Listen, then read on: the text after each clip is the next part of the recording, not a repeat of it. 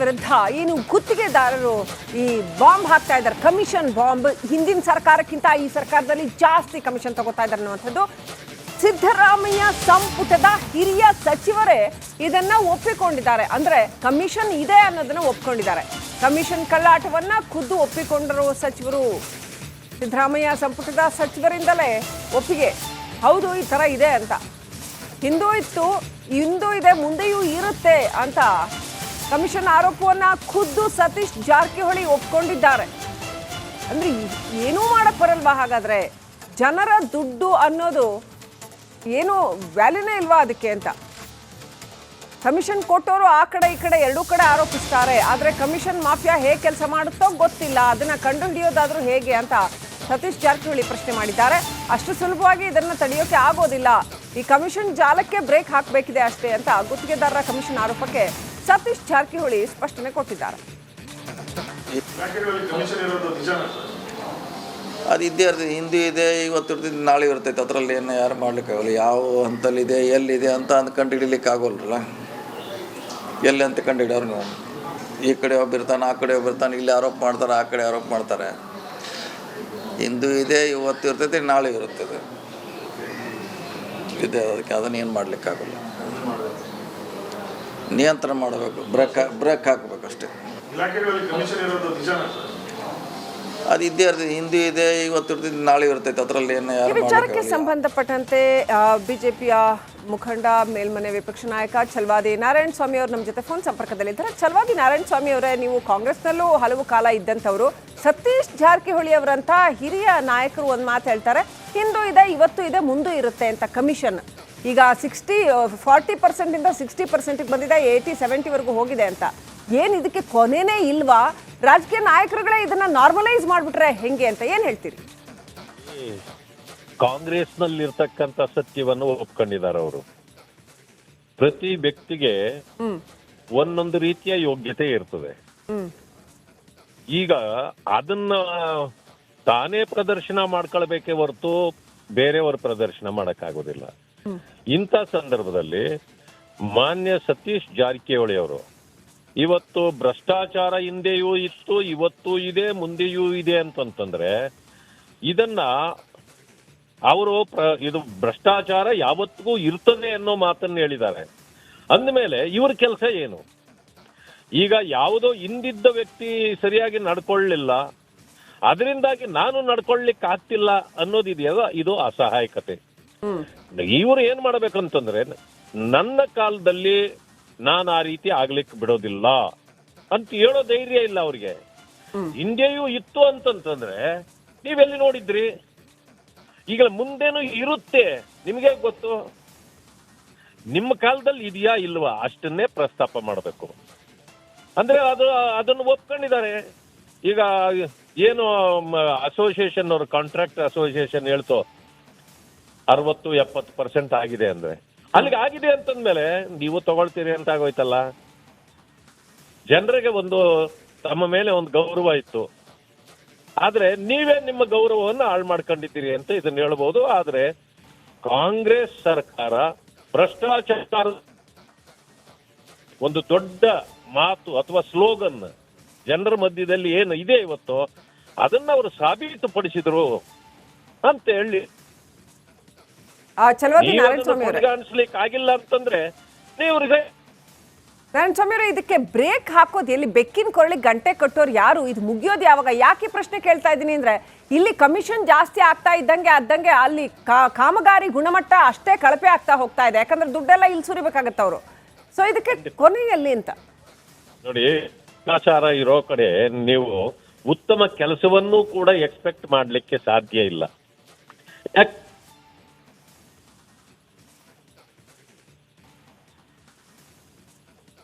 Okay, ಸಂಪರ್ಕದಲ್ಲಿ ತಾಂತ್ರಿಕ ತೊಂದರೆ ಇದೆ ಅಂತ ಅನ್ಸುತ್ತೆ, ಸರಿಯಾಗಿ ಕೇಳಿಸ್ತಾ ಇಲ್ಲ. ಥ್ಯಾಂಕ್ ಯು ಛಲವಾದಿ ನಾರಾಯಣ ಸ್ವಾಮಿ ಅವರೇ, ರಿಪಬ್ಲಿಕ್ ಕನ್ನಡಕ್ಕೆ ಮಾತನಾಡಿದ್ದಕ್ಕೆ. ಹಿಂದೂ ಇದೆ, ಇವತ್ತು ಇರ್ತೈತೆ, ನಾಳೆ ಇರುತ್ತದೆ ಇದೆ. ಅದಕ್ಕೆ ಅದನ್ನು ಏನು ಮಾಡ್ಲಿಕ್ಕಾಗಲ್ಲ. ನಿಯಂತ್ರಣ ಮಾಡಬೇಕು, ನಮ್ಮ ಪ್ರತಿನಿಧಿ ಚಂದ್ರು ಲೈವ್ ಕನೆಕ್ಟ್ ಆಗಿದ್ದಾರೆ. ಚಂದ್ರು, ಸತೀಶ್ ಜಾರಕಿಹೊಳಿ ಅವರು ಅಷ್ಟು ಕ್ಯಾಶುವಲ್ ಆಗಿ ಇದನ್ನ ಹಿಂದೂ ಇದೆ, ಇವತ್ತು ಇದೆ, ನಾಳೆನೂ ಇರುತ್ತೆ ಅಂತ ಹೇಳ್ಬಿಟ್ರಲ್ಲ, ಇದಕ್ಕೆ ಏನು ಮಾಡೋಕ್ಕಾಗೋದಿಲ್ಲ ಅಂತ ಅಂದ್ಬಿಟ್ರೆ ಹಾಗಾದ್ರೆ ಜನಗಳ ದುಡ್ಡಲ್ವಾ ಇದು? ಅವರು ಬಹಳ ಸೀನಿಯರ್ ಲೀಡ್ರು, ಅವರು CM ಪೋಸ್ಟ್ಗೆ ನೆಕ್ಸ್ಟ್ ಅವ್ರ ಹೆಸರು ಕೇಳಿ ಬರ್ತಾ ಇದೆ, ಅಷ್ಟು ದೊಡ್ಡ ಮನುಷ್ಯರು, ಹೀಗೆ ಹೇಳ್ಬಿಟ್ರೆ ಹೇಗೆ ಅನ್ನುವಂಥದ್ದು. ಸೊ ವಿಪಕ್ಷಗಳು ಕೂಡ ಇದನ್ನ ಕಟುವಾಗಿ ಟೀಕೆ ಮಾಡ್ತಾ ಇದೆ. ಯಾವ ಕಾಂಟೆಕ್ಸ್ಟ್ ಅಲ್ಲಿ ಹೇಳಿದ್ರು ಚಂದ್ರು ಇದನ್ನ? ಅವರ ಒಟ್ಟು ಅಭಿಪ್ರಾಯ ಏನಿತ್ತು?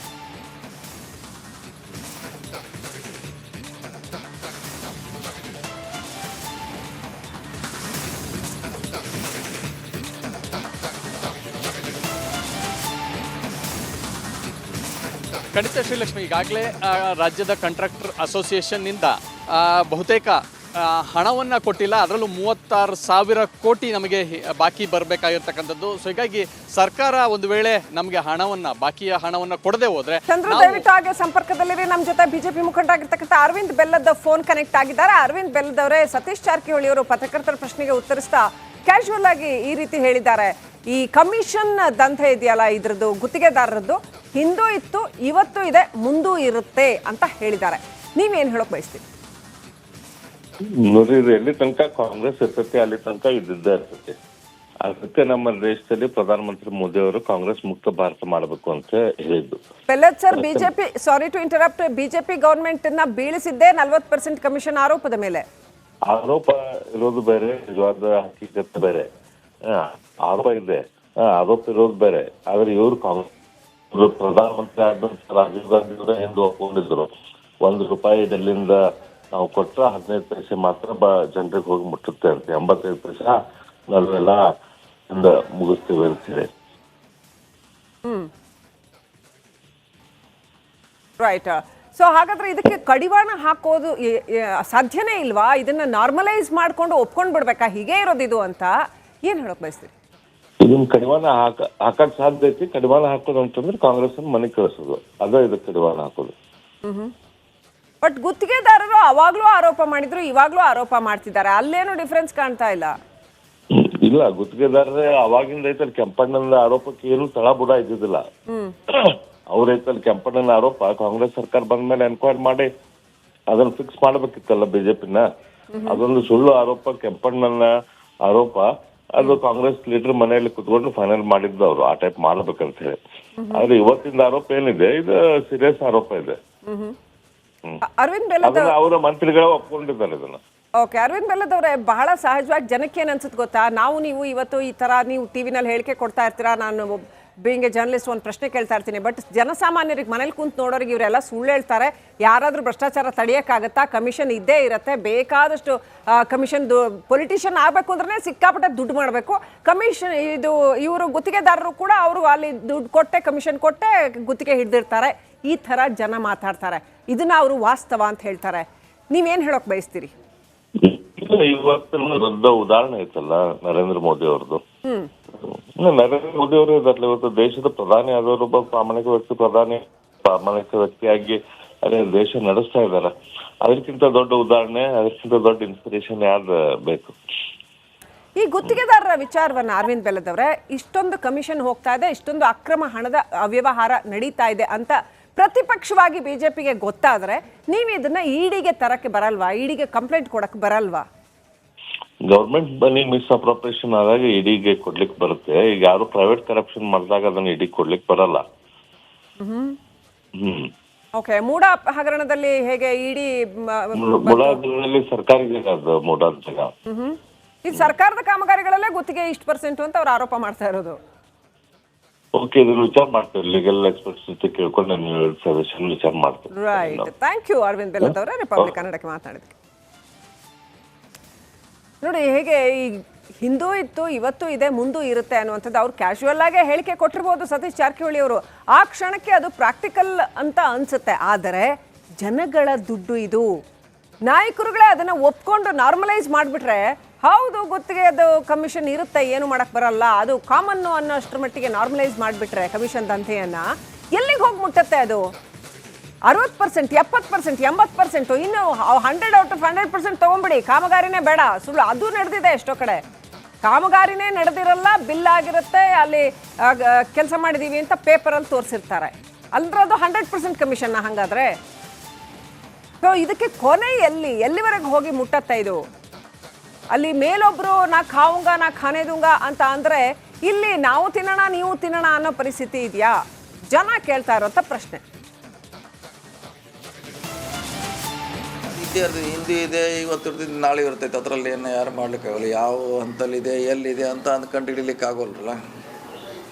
ಎಲ್ಲಿ ಅಂತ ಕಂಡು ಹಿಡಿಯೋರು ನೀವು? ಈ ಕಡೆ ಒಬ್ಬಿರ್ತಾನೆ, ಆ ಕಡೆ ಒಬ್ಬಿರ್ತಾನೆ, ಇಲ್ಲಿ ಆರೋಪ ಮಾಡ್ತಾರೆ, ಆ ಕಡೆ ಆರೋಪ ಮಾಡ್ತಾರೆ. ಹಿಂದೂ ಇದೆ, ಇವತ್ತು ಇರ್ತೈತೆ, ನಾಳೆ ಇರ್ತದೆ ಇದೆ. ಅದಕ್ಕೆ ಅದನ್ನೇನು ಮಾಡಲಿಕ್ಕಾಗಲ್ಲ.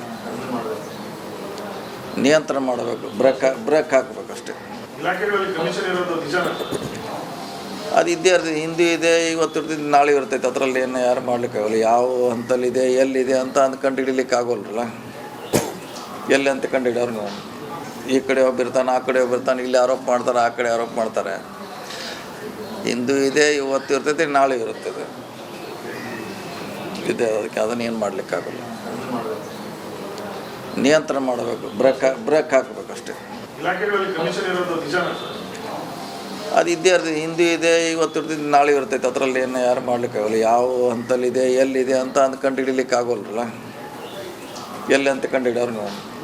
ಈ ಕಡೆ ಒಬ್ಬಿರ್ತಾನೆ, ಆ ಕಡೆ ಒಬ್ಬಿರ್ತಾನೆ, ಇಲ್ಲಿ ಆರೋಪ ಮಾಡ್ತಾರೆ, ಆ ಕಡೆ ಆರೋಪ ಮಾಡ್ತಾರೆ. ಯಾಕೆ ಹೀಗೆ ಹೇಳಿದ್ರು ಸತೀಶ್ ಜಾರಕಿಹೊಳಿ ಅವರು? ಒಪ್ಕೊಂಡ್ಬಿಟ್ಟಿದ್ದಾರೆ ಅವರು, ಹೌದು ಹಿಂಗಿದೆ, ಏನು ಮಾಡಕ್ ಬರಲ್ಲ ಇದರಲ್ಲಿ ಅಂತ. ನಾಳೆ ಮುಖ್ಯಮಂತ್ರಿ ಆಗ್ತಾರೆ ಅನ್ನುವಂಥ ಒಂದಷ್ಟು ಹೆಸರು ಕೇಳಿ ಬರ್ತಾ ಇರೋದ್ರಲ್ಲಿ ಸತೀಶ್ ಜಾರಕಿಹೊಳಿ ಅವರ ಹೆಸರು ಕೂಡ ಪ್ರಾಮಿನೆಂಟ್ ಆದಂಥ ಹೆಸರು.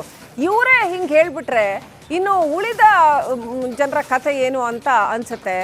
ಇನ್ನೇನು ಮಾಡೋಕ್ಕಾಗಲ್ಲ ಅಂದ್ಬಿಟ್ರೆ ಇನ್ನೇನು ಕತೆ? ಕ್ರಮ ತಗೊಳ್ಬೇಕಾಗಿರೋರೇ ಸರ್ಕಾರದಲ್ಲಿರೋರು ಹಿರಿಯ ಸಚಿವರುಗಳು ಈ ಕಮಿಷನ್ ದಂಧೆಯ ವಿರುದ್ಧ ಕಡಿವಾಣ ಹಾಕಿ ಅದನ್ನು ಕಡಿಮೆ ಮಾಡಿ, ಅಥವಾ ಅದನ್ನು ಒಂದು 4 ಕೇಸ್ ಹಿಡಿದು ಕೊಟ್ಟರೆ ಕಮಿಷನ್ ಕಡಿಮೆ ಆಗತ್ತೆ.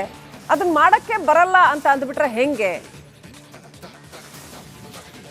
ಇಲ್ಲ, ಒಂದು ರೂಲ್ಸ್ ತಂದುಬಿಡಿ, ಸರ್ಕಾರಿ ಕಾಮಗಾರಿಗಳಿಗೆ ಗುತ್ತಿಗೆದಾರರು ಇಂತಿಷ್ಟು % ಕಮಿಷನ್ ಕೊಡಬೇಕು ಅಂತಾನೆ ಒಂದು ಅಧಿವೇಶನ ಕರೆದು, ಅದಕ್ಕೊಂದು ಸ್ಪೆಷಲ್ ಅಧಿವೇಶನ ಕರೆದು ಒಂದು ಪಾಸ್ ಮಾಡಿಬಿಡಿ ರೆಸೊಲ್ಯೂಷನ್.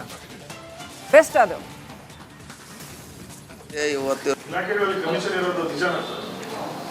ಅದು ಇದ್ದೇ ಇರ್ತೈತೆ. ಹಿಂದೂ ಇದೆ, ಇವತ್ತು ಇರ್ತೈತೆ, ನಾಳೆ ಇರ್ತೈತೆ, ಅದರಲ್ಲಿ ಏನು ಯಾರು ಮಾಡ್ಲಿಕ್ಕಾಗಲ್ಲ. ಯಾವ ಹಂತಲ್ಲಿದೆ ಎಲ್ಲಿದೆ ಅಂತ ಕಂಡು ಹಿಡಿಲಿಕ್ಕೆ ಆಗೋಲ್ರಲ್ಲ. ಎಲ್ಲಿ ಅಂತ ಕಂಡು ಹಿಡಿಯೋರು ನೀವು? ಈ ಕಡೆ ಒಬ್ಬಿರ್ತಾನೆ, ಆ ಕಡೆ ಒಬ್ಬಿರ್ತಾನೆ, ಇಲ್ಲಿ ಆರೋಪ ಮಾಡ್ತಾರೆ, ಆ ಕಡೆ ಆರೋಪ ಮಾಡ್ತಾರೆ. ಹಿಂದೂ ಇದೆ, ಇವತ್ತು ಇರ್ತೈತೆ, ನಾಳೆ ಇರ್ತದೆ ಇದೆ. ಅದಕ್ಕೆ ಅದನ್ನೇನು ಮಾಡಲಿಕ್ಕಾಗಲ್ಲ. ಓಕೆ, ನಮ್ಮ ಜೊತೆ ಈ ಕುರಿತಾಗಿ ಮಾತನಾಡೋದಕ್ಕೆ ಹುಮ್ನಾಬಾದ್ ಶಾಸಕ ಸಿದ್ದು ಪಾಟೀಲ್ ಫೋನ್ ಕನೆಕ್ಟ್ ಆಗಿದ್ದಾರೆ. ನಮಸ್ಕಾರ ಸಿದ್ದು ಪಾಟೀಲ್ ಅವರೇ. ಮೇಡಮ್ ನಮಸ್ತೆ. ಸತೀಶ್ ಜಾರಕಿಹೊಳಿ ಅವರು ಬಹಳ ಸೀನಿಯರ್ ಲೀಡರ್, ಮುಖ್ಯಮಂತ್ರಿ ಸ್ಥಾನಕ್ಕೆ ಅವ್ರ ಹೆಸರು ಕೇಳಿ ಬರ್ತಾ ಇದೆ. ಹಿಂದೂ ಇತ್ತು ಕಮಿಷನ್ ವಿಚಾರ ದಂಧೆ ಈಗಲೂ ಇದೆ, ಮುಂದೂ ಇದೆ ಅಂತ ಈ ಗುತ್ತಿಗೆದಾರರ ಆರೋಪಕ್ಕೆ ಹೇಳಿದ್ರು ಅವರು. ಏನ್ ಹೇಳಕ್ ಬಯಸ್ತೀರಿ? ನೋಡಿ ಮೇಡಮ್, ಈ ಒಂದು ಸರ್ಕಾರ ಬಂದಿದ ಮೇಲೆ ಈ ತರದ್ದು ಬಹಳಷ್ಟು ಇದೆ ಮೇಡಮ್. ಈಗ ಏನ್ ಗುತ್ತಿಗೆದಾರರು ಇದ್ದಾರ, ಅವ್ರು ಬಹಳಷ್ಟು ಕಷ್ಟದಾಗ ಇದ್ದಾರೆ ಮೇಡಮ್. ಇವತ್ತು ಅವ್ರು ಕೆಲಸ ತಗೋಬೇಕಂದ್ರೂ ಕೂಡ ಕಮಿಷನ್ ಕೊಡ್ಬೇಕು, ಬಿಲ್ಲಿಗೆ ಕೂಡ ಕಮಿಷನ್ ಕೊಡ್ಬೇಕು, ಯಾವುದೇ ಏನು ಮಾಡ್ಬೇಕಂದ್ರೆ ಕಮಿಷನ್ ಕೊಡಲೇನೆ ಈ ಒಂದು ಸರ್ಕಾರ ಬಂದಿದ ಮೇಲೆ ಯಾವುದು ಕೂಡ ಕೆಲಸ ಆಗ್ತಾ ಇಲ್ಲ ಮೇಡಮ್. ಇವತ್ತು ಗುತ್ತಿಗೆದಾರಗಳು ನೋಡಿ, ಇವತ್ತು ವರ್ಕ್ ಮಾಡ್ಬೇಕಂತಂದ್ರ ದುಡ್ಡು ಬೇಕು ಮೇಡಮ್, ಬಿಲ್ ಬೇಕು ಅವರಿಗೆ. 4 3 ವರ್ಷ ಆದ್ರೂ ಕೂಡ ಇವತ್ತು ಬಿಲ್ ಆಗ್ತಾ ಇಲ್ಲ. ಈಗ ನಮ್ಮ ಕ್ಷೇತ್ರದಲ್ಲೇ ನೋಡಿ, ಸ್ಲಮ್ ಬೋರ್ಡ್ಲಿಂದ ನಮ್ ಸರ್ಕಾರ ಇದ್ದಾಗ 1000 ಮನೆ ಕೊಟ್ಟಿದ್ರು ಮೇಡಮ್ ಬಡ ಜನರಿಗಾಗಿ. ಇವತ್ತ ಗುತ್ತಿಗೆದಾರ ಆ ಕೆಲಸನೇ ಮಾಡ್ತಾ ಇಲ್ಲ. ಯಾಕಂತಂದ್ರೆ ಬಿಲ್ಲೇ ಆಗ್ತಾ ಇಲ್ಲ, ಸರ್ಕಾರ ಹತ್ರ ದುಡ್ಡೇ ಇಲ್ಲ. ನಾನು ಇದ್ರ ಬಗ್ಗೆನೂ ಕೂಡ ಪ್ರಶ್ನೆ ಮಾಡಿದೆ ಅವಾಗ ಸದನಲ್ಲಿ. ಆದ್ರೆ ಈವರೆಗೂ ಕೂಡ ಅವ್ರ ಬಿಲ್ಲೇ ಆಗ್ತಾ ಇಲ್ಲ ಮೇಡಮ್. ಸಿದ್ದು ಪಾಟೀಲ್ ಅವರ ಯಾಕೆ ಹಿಂಗೆ ಆರಾಮಾಗಿ ಹೇಳಿ ಜಯಿಸ್ಕೊಳ್ಬಹುದು ಗೊತ್ತಾ? ಕ್ಷಮಿಸಿ, ಈ ಬಿಜೆಪಿ ಸರ್ಕಾರದ ಕಾಲದಲ್ಲೂ ಕೂಡ 40% ಆರೋಪ ಮಾಡಿದ್ರಿಂದಾನೇ ಸರ್ಕಾರ ಬಿತ್ತು. ಸೊ ಅವತ್ತು ಇದೆ ಇವತ್ತು ಇದೆ ಅಂತ ಆ ಥರದಲ್ಲೇನೆ ಹೇಳಿದ್ದು ಸತೀಶ್ ಜಾರಕಿಹೊಳಿ ಅವರು. ಅಲ್ಲ, ಈಗ ಆ ಟೈಮ್ದಾಗ ಏನ್ ಮಾಡಿದಾರಂತ ತಮಗೂ ಕೂಡ ಗೊತ್ತು. ಸುಳ್ಳು ಆರೋಪಗಳನ್ನ ಮಾಡಿ ಸರ್ಕಾರ ಜನರಿಗೆ ದಾರಿ ತಪ್ಪಿಸುವಂತ ಕೆಲಸ ಮಾಡಿ, ಮತ್ತೆ ಈಗ ಜನರ ಆಶೀರ್ವಾದ ಮಾಡಿದಾರ. 136 ಸೀಟ್ ಬಂದಿದೆಯಲ್ಲ ಈ ಕಾಂಗ್ರೆಸ್ ಸರ್ಕಾರ. ಮತ್ತೆ ಇವ್ರ ಒಳ್ಳೆ ರೀತಿ ನಡ್ಸ್ಕೊಂಡು ಹೋಗ್ಬೇಕಲ್ಲ ಮತ್ತೀಗ. ಸಿದ್ದು ಪಾಟೀಲ್ ಅವರೇ, ಇವತ್ತು ತಾವು JDS BJP ಪ್ರತಿಪಕ್ಷದಲ್ಲಿ ಕೂತಿದ್ದೀರಿ. ಸರ್ಕಾರಕ್ಕೆ ಚೆನ್ನಾಗಿ ಚಾಟಿ ಬೀಸ್ಬೋದಲ್ವಾ? ಎನ್ಫೋರ್ಸ್ಮೆಂಟ್ ಡೈರೆಕ್ಟರೇಟ್ ಅಂಡರ್ ಅಲ್ಲಿ ತರ್ಬೋದಲ್ವಾ ಈ ಅಕ್ರಮಗಳನ್ನ ಬಯಲಿಗೆ ಇಳಿಬೋದಲ್ವಾ? ಹೇಗೆ ಅವತ್ತು ಕಾಂಗ್ರೆಸ್ ಗುತ್ತಿಗೆದಾರರನ್ನ ಉಪಯೋಗಿಸ್ಕೊಂಡೇ ಬಿಜೆಪಿ ವಿರುದ್ಧ ಆರೋಪ ಮಾಡ್ತೋ, ಇವತ್ತು ನೀವು ಪ್ರತಿಪಕ್ಷದಲ್ಲಿ ಇದ್ದೀರಿ, ಮಾಡ್ಬೋದಲ್ವಾ? ಮಾಡ್ಬೋದು ಮೇಡಮ್. ನಾವು ಯಾವುದಕ್ಕೂ ಕೂಡ ಬಿಡ್ತಾ ಇಲ್ಲ ಮೇಡಮ್. ಎಲ್ಲಿ ಸರ್ಕಾರ ತಪ್ಪು ಮಾಡ್ತಾ ಇದೆಯಾ ಅದ್ರ ವಿರುದ್ಧವಾಗಿ ನಾವು ಹೋರಾಟ ಮಾಡ್ತಾ ಇದ್ದೀವಿ. ನಾವು ಒಂದೇ ಒಂದು ಸ್ಪಷ್ಟವಾದ ಹಗರಣ ಕಾಣ್ತಾ ಇಲ್ಲ ಕಾಂಗ್ರೆಸ್ ಸರ್ಕಾರದ ವಿರುದ್ಧ. ಬಿಜೆಪಿ ಅಥವಾ ಜೆಡಿಎಸ್ ಒಟ್ಟಾಗಿ ನೀವು ಹೋರಾಟ ಮಾಡಿದಂಥದ್ದು, ಎಸ್ಪೆಷಲಿ ಈ ಕಮಿಷನ್ ವಿಚಾರದಲ್ಲಿ 40% ಕಮಿಷನ್ಗೆ ಸರ್ಕಾರ ಬೀಳುತ್ತೆ ಅಂತಾದ್ರೆ ಇವತ್ತು 60-70% ಕಮಿಷನ್ಗೆ ಅದು ಇರುತ್ತೆ ಅಂತ ಹೇಳ್ತಾರಲ್ಲ ಸೀನಿಯರ್ ನಿನ್ನೆ ಕೊಟ್ಟಿದ್ರು ಮೇಡಮ್. ನಿನ್ನೆ ಏನು ನಮ್ಮ ಪಕ್ಷದಿಂದ ರಾಜ್ಯ ಕಾರ್ಯಕಾರಿಣಿ ಕಾರ್ಯಕ್ರಮ ಇತ್ತು. ಎಲ್ಲರೂ ಕೂಡ ಅದ್ರಲ್ಲಿದ್ದರು. ಆದ್ರೆ ಇವತ್ತು ನಮ್ದು ಎಲ್ಲಾ ನಾಯಕರ ಗಮನಕ್ಕೆ ಬಂದಿದ್ಮೇಲೆ ಇದ್ರ ಬಗ್ಗೆ ಹೋರಾಟ ಮಾಡ್ತಾರೆ ಮೇಡಮ್. ಓಕೆ. ಯಾಕೆ ಮೊನ್ನೆನೂ ಕೂಡ ತಾವು ನೋಡ್ತಾ ಇದ್ದೀರಿ, ಏನ್ ಇದ್ರಲ್ಲಿ ಭ್ರಷ್ಟಾಚಾರ ಆಗಿತ್ತು ಅಬಕಾರಿ ಇಲಾಖೆಯಲ್ಲಿ. ನಾವು ಆವರಾತ್ರಿ ಧರಣಿನೂ ಕೂಡ ಮಾಡಿದ್ದೆವು. ಮತ್ತ ಸರ್ಕಾರಕ್ಕೆ ಏನಿವತ್ತ ಅಲ್ಲಿ ಮಂತ್ರಿ ಇದ್ದಾರ ಅವ್ರ ಇದ್ರಲ್ಲಿ ಇದಿದೆ ಅಂತ ಇವತ್ತು ಅಧಿಕಾರಿಗಳೇ ಹೇಳ್ತಾ ಇದಾರೆ madam. Okay, thank you Siddu Patil ಅವರೇ, ರಿಪಬ್ಲಿಕ್ ಕನ್ನಡದೊಂದಿಗೆ ಮಾತನಾಡಿದ್ದಕ್ಕೆ.